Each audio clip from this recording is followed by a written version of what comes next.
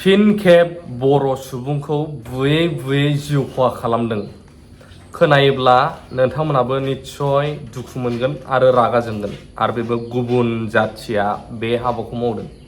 बे बबे जायगायाव मारै बिदि जाबावनो मोनखो? नोंथांमोना बेखौ सानना जे एमबाथा सारनि फंबाय दाख्लै बुजानाय बेनि रियेल कालप्रिटआबोथ' गैया। जाय मेन बुग्रा आं मैयाबो आपडेट्सआव लाबोदों, नोंथांमोननो फोरमायदों। आरो माखासे माने आपडेट्स दाख्लैनि थैनाय थांनाय माब्रै जानानै दं सोंहरग्राफ्रा मिथियाखैमोनबा मैयानि आपडेट्सआव मोनगोन। दा नैबे जाय बर' मानसिखौ आरोबाव बुयै बुयैनो बुथारदों बेखौ खोनाग्रोमोना आं मैया बिराद टेनसन जादों। थ' जेखियानो जाया फिन खेबसेबाव बे समाव गासैनिसिमबो अननाय आरो सिबिनायखौ बावहरनानै माखासे खौरां आपडेट्स लाबोनो नागिरदों।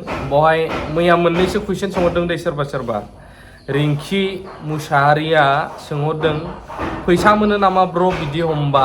एनडिबिफोरा जे दा एक्स एनडिबि आदामोना खामानि मावगासिनो दङ जे सोरखौबा हमनाय ड्राग्सनि सोरबा देहा फालांगि खालामनाय बेफोरखौ हमनायाव एक्सुअलि बिसोरो रावबो फैसा मोना दै, रावनिफ्रायबो मोनाखै। सोरबा बिदिनो खावलायहरो बेफोरावहाय दा हमनायावहाय बिथांमोना खुद गावसिनि माने खस्थ' खालामनानै मोननाय फैसाखौनो इउज खालामनानै बाहायनानै जोंनि रायजोफोरनि थाखाय मावनानै होगासिनो दं खामानि।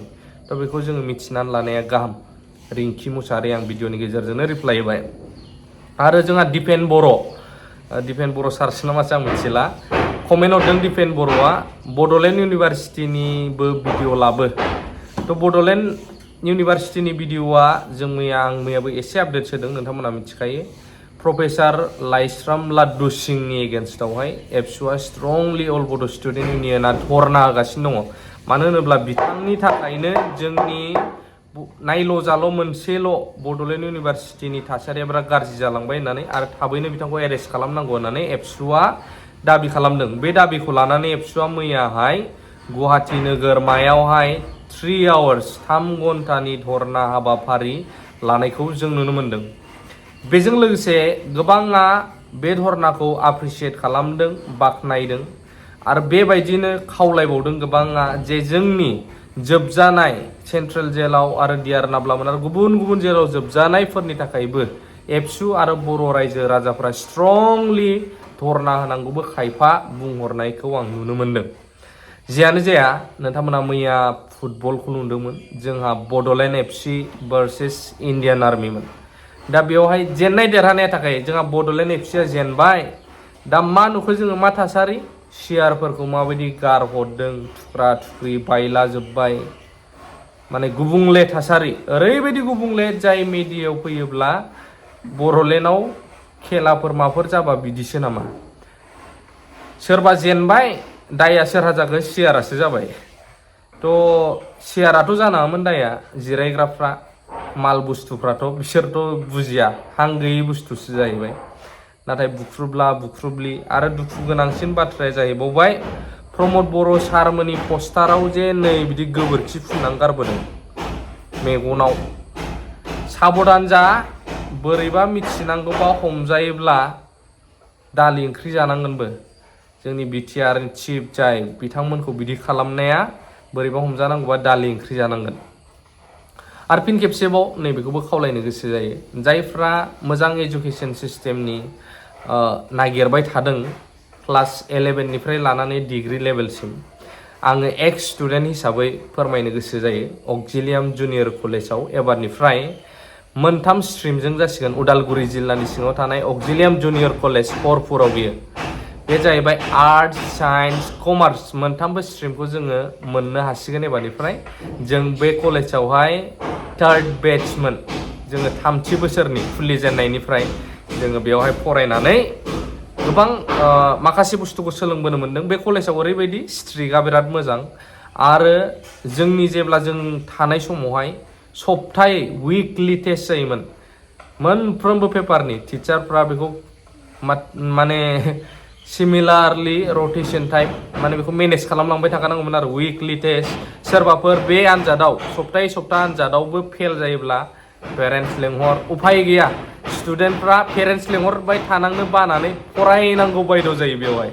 आरो मबाइल इउज माबा माबिनि उनाव कलेजाव थांनायनि सिगां मबाइलफोरखौ फुरा साबमिट होजोबनांगौ। बाव स्ट्रिक्टआ बाराखाय बाव गोबांथार स्टुडेन्टफ्रा नंगौ बे कलेजनिफ्राय गोबां मोजां रिजाल्टसफोरबो लाबोनो हादों जोंनि टाइमावबो।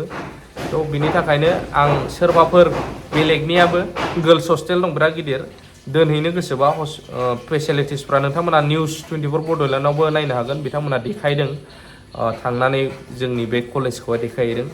जोबोद मोजां कलेज, नोंथांमोना बेवहाय थांनानैहाय फरायग्राफ्रा बाहागो लाहैनो हागोन आरोना एडमिशन स्ट्राक्चार बायदिसिनाखौ बोरै सोंनो हागोन आरो अनलाइन कन्टेक्टबो मोनगोन नोंथांमोना बिनि सायावहाय। दानिया फैदो जोंहा ड्राफ्टनि सायावहाय जोंहा जयन्त मल्ल बरुवाया फोरमायदों।